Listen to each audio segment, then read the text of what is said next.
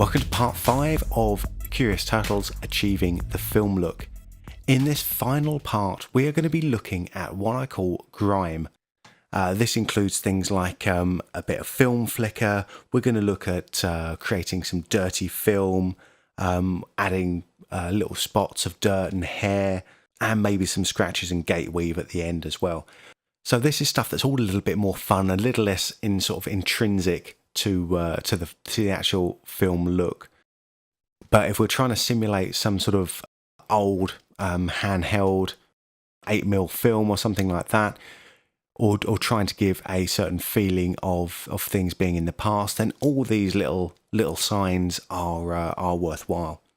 What I'm going to do is in a break from tradition from the last 4 exercises, we're going to look at some of the film wash stuff first. I'm just going to create another grey solid here and just call this one film flicker. And let's just call find flicker here. So if you've got either film wash volume 3 or film wash volume 4, you'll have the film wash film flicker here. And what this is just going to do, let's just render this one out. What this is just going to do is start to subtly change up the values on our little grey layer. So you can see that's just flicking around there. And if I set this over to overlay again, so basically using the same little trick that we used with grain in the last exercise of using a 50% grey layer in overlay mode plus some other little effect, this is going to give us the little flickery look that we're going for. Cool. So you can see that's kind of quite nice, a little bit subtle at the moment, which is how I like it. Subtle but visible, subtle but not, if you see what I mean. So it gives the idea of what we're going for without cranking everything up too high. What we can do here is we can turn up the flicker amount again with our little flicker controls. But we can change the flicker amount up here. You know, probably not too high. The flicker variation we can change here as well. So that's just how much it's going to change between frames. So if we have that as quite a low variation, we get a much more sort of subtle effect of things kind of changing slowly over time. If we have the flicker variation set quite high, we're going to get like a big change on between every single frame. So that's kind of cool. But that's the film flicker.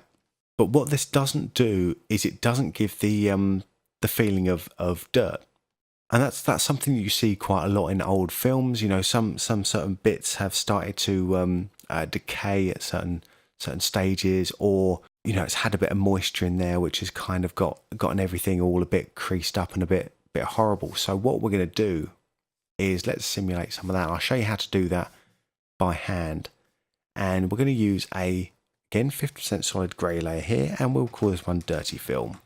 And it's not the sort of dirty films that you're thinking of.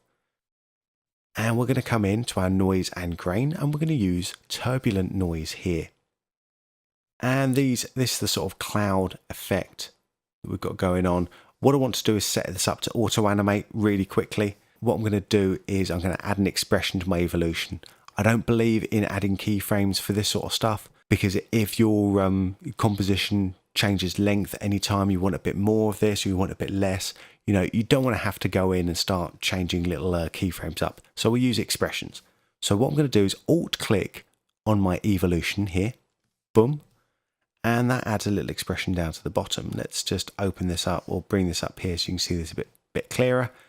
I'm just going to type in time multiplied by, and we'll set this really high. We'll set it to 4,000.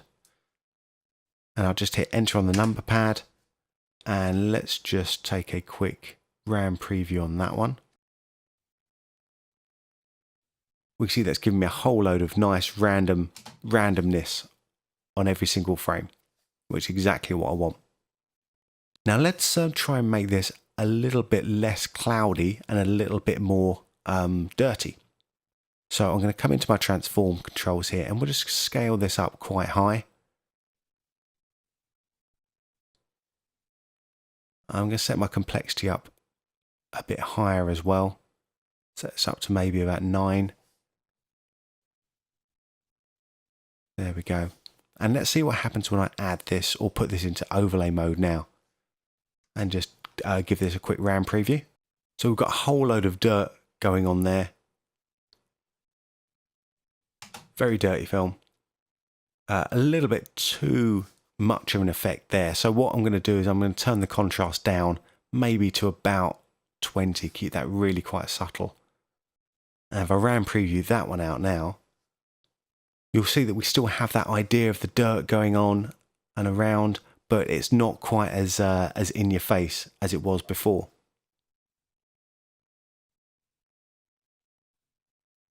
And what we can also do, let's turn this to normal so you can see what's going on.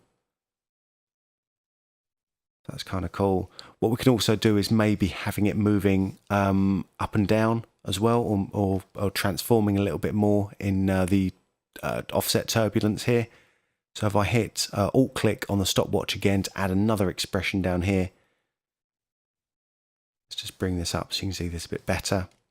We're going to define a couple of things. We're going to go x equals, again, we'll use time so that everything just keeps animating over time. Go x equals time times 4000 again. Little semicolon. Y equals time multiplied by 10,000. Keep this quite high. And then we'll just add square brackets x comma y just to return those values. And that's cool. Might even turn that scale up even higher to 600. Or even higher than that. So we can't really see the pattern too much. We just know the pattern's going on.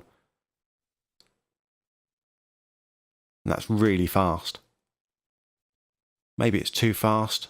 If it is too fast, we can just go into our expression and turn down those numbers that it's all multiplied by. So time just stays, remains as the constant, and everything else just, gets a little bit calmer, a little bit smaller. Cool, so that's quite a lot of dirt we've got going on in that film there. If it's too much, do a couple of things. We can turn down the opacity, or we can turn the contrast down even more. It's up to you. But what if we just want a few bits of dust and hair in there? A lot of it is the same sort of idea. We're just going to take it in a slightly different direction. Let's do a solid here, and we'll call this one dust and hair. And we'll start off with the same things we did before. So under noise and grain, we'll go turbulent noise. And in this case, we're going to take our noise type. So we're going to take our fractal type to a turbulent sharp. So we've got slightly sharper edges going on there. I'm going to take my my contrast up now, because I don't want all of this stuff. I only want a few little bits. So let's take this even past 300, well 310, that'll do for now. And let's take our scale all the way down as well. So you can see we're getting small little bits of dirt going on there. And complexity at this stage, it doesn't really make that much difference if we take the complexity up from the default. So I'll leave that at 6 for now. But with my subsettings here, I do want to start to change these up a little bit. Let's change my influence up. You can start to see some of these disappearing now, because we don't want too many. I've wanted a lot of dirt, loads of dust, and I could keep this down here, but we'll keep this fairly subtle. Maybe around 105, and you start to see that there. The subscaling will take that down. Yeah, maybe about 50, 51 and a half. Yeah. So you can see, if I zoom in just a little bit there, you see a little bit of dust going on all over there. I can turn this now to multiply. And you can see my little dust going on all over the place. Of course, because it's a little fractal noise thing, it's not changing or doing anything, so we need to do the evolution on it.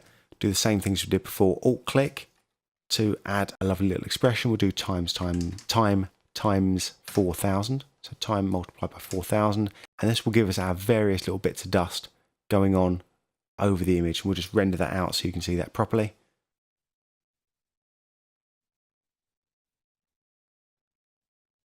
And you can see the dust, yeah, just sort of little specks going on all over the image sort of randomly. What if I wanted to turn some of this into hair instead, to make some of these little specks a little bit more, a little bit longer, a little bit hairier, so to speak. Well, we don't want to affect anything here for the time being, so let's come in. We'll go to distort, and we're going to add a turbulent displace now.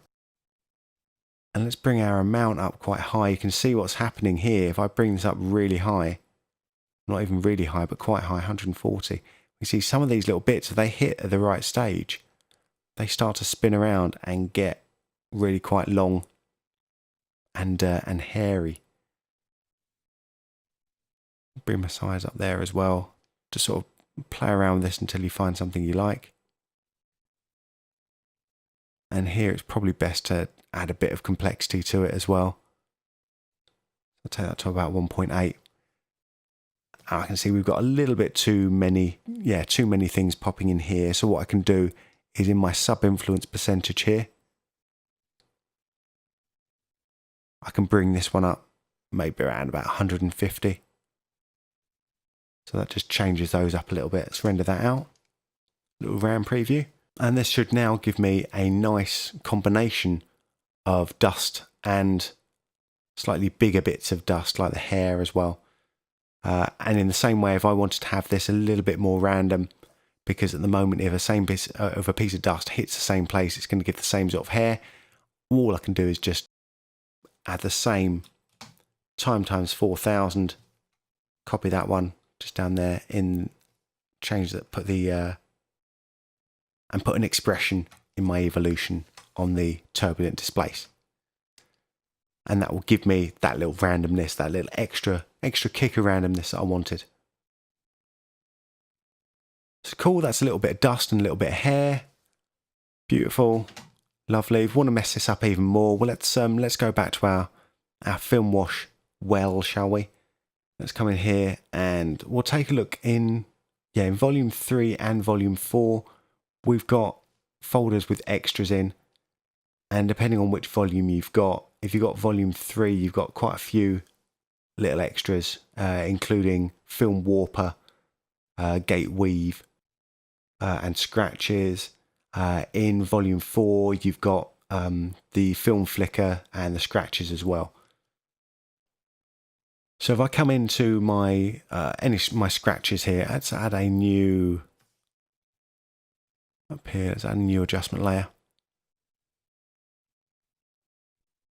Add my film wash scratches over the top here, and we've got controls for the scratches amount and scratches speed here.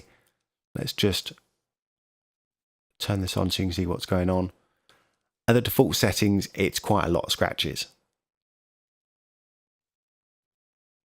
You know, you probably wouldn't want all those scratches going on, because it's starting to look a little bit, a little bit cliche, a little bit too much. I think less is more with a lot of this stuff. So if you have the scratches amount set down a bit lower, it's less likely that it's going to produce scratches at any given time.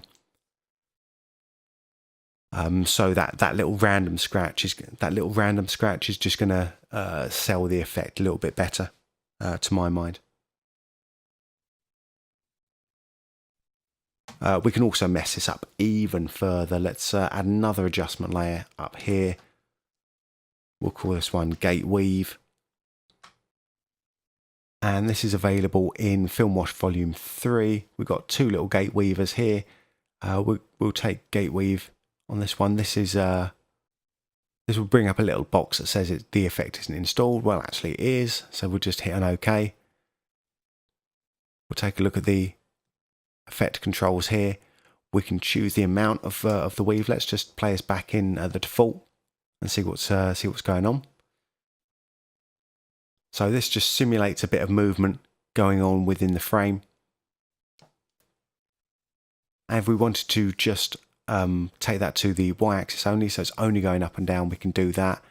Let's add a second little frequency. Maybe give it an extra nudge as well. Let's bring that in there. render this out. So this is going to be a slightly bigger bit of film weave going on. And the cool thing about this, I'll set this up really high actually. Let's set the amounts up high on both of these.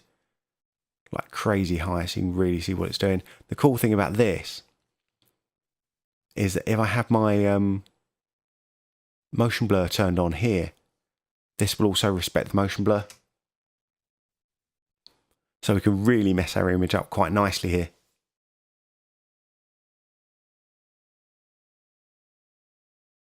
Cool, so that's some of the things that we can do with Grime. And I think unless you're going for a specific effect with all of these Grime things here, you want to keep things a little bit subtle. So don't just slap all of these things on and think that you've got a little film, because it doesn't work like that. But if you're going for a specific effect, or you've got a specific effect in mind, messing up your film in this sort of creative way, I think is actually pretty cool. So over the past 5 exercises, we've looked at quite a lot of different stuff. We've looked at how contrast and gamma can really affect the mood of your piece.